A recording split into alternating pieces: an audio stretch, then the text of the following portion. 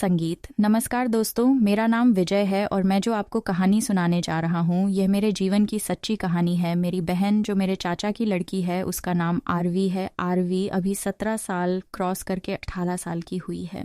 वह देखने में बहुत ही सुंदर है। गांव के जो भी लड़के उसे देखते हैं और उसको देखते ही रह जाते हैं। दोस्तों, मेरे पिताजी और मेरे चाचा जी किसान हैं। सुबह होते ही वह लोग खेतों पर निकल जाते हैं और फिर काम करके सीधे शाम को ही वापस लौटते हैं। इसलिए घर पर केवल मैं और मेरी बहन आरवी रह जाती थी और हम दोनों के बीच खूब हंसी जाग चलता रहता था। एक दिन पापा और चाचा सभी लोग सुबह सुबह खेत पर गए हुए थे। घर पर सिर्फ मैं और मेरी बहन आरवी थी।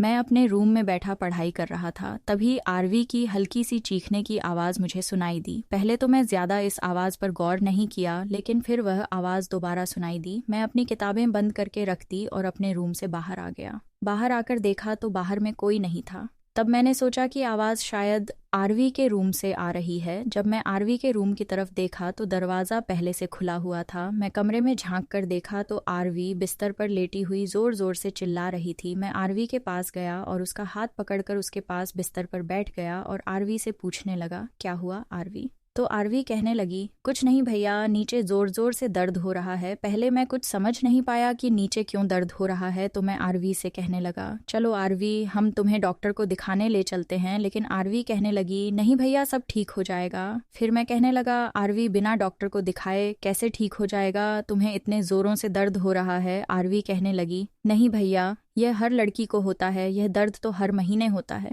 बस थोड़ी ही देर में ठीक हो जाएगा। तो मैं कहने लगा, लेकिन आरवी, बिना दवाई के कैसे ठीक हो जाएगा? तुम्हें इतनी ज़ोरों से दर्द हो रहा है। तभी आरवी मेरा हाथ पकड़कर धीरे से बोली, भैया, मुझे मासिक धर्म आया हुआ है और यह नेचुरल सी बात है, हर लड़की को आता है। लेकिन पता नहीं क्यों इस बार मुझे बहुत दर्द हो रहा है। लेकिन तुम ज़्यादा टेंशन मत लो, यह जल्दी ही सही हो जाएगा। आरवी की मासिक धर्म की बात सुनकर मुझे थोड़ा शर्म आ गई और मैं अपने रूम में जाने लगा। तभी आरवी मुझसे कहने लगी, भैया, एक दर्द की दवाई देते जाना। मैं किचन में गया और अलमारी के ऊपर रखे बॉक्स में से एक दर्द की दवाई निकाल ली और जाकर आरवी को दे दी। दर्द की दवाई खाकर आरवी को थोड़ा आराम मिला तो मैं अपने रूम में चला गया। मैंने अपना फ़ोन उठाया और उस पर सर्च करने लगा कि मासिक धर्म क्या होता है। मैं ज़्यादा मासिक धर्म के बारे में जानता नहीं था। मुझे बहुत आश्चर्य हुआ कि मेरी बहन किस दर्द से गुजर रही है। तो मैंने सोचा, क्यों ना मैं अपनी बहन की थोड़ी मदद कर दूं। मैं फिर से आरवी के रूम में गया और जाकर बेड पर बैठ गया।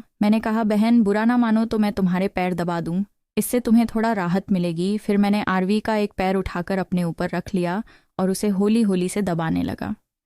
थोड़ी देर पैर दबाने के बाद मैंने देखा कि आरवी धीरे धीरे से अपनी आंखें बंद कर रही है। यह देखकर मुझे यह तो समझ आ रहा था कि आरवी को थोड़ा आराम मिल रहा है। फिर मैंने सोचा कि क्यों ना मैं आरवी के दोनों पैर अच्छे से दबा दूं ताकि उसको ज़्यादा आराम मिल सके। तो मैं उसके दोनों पैरों को उठाकर अपने ऊपर रख लिया और आराम आराम से दबाने लगा।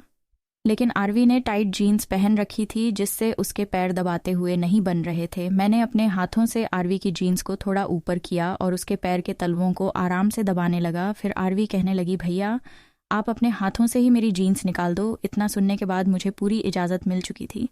उसके बाद हम दोनों के बीच एक अलग रिश्ता बन गया। धन्यवाद।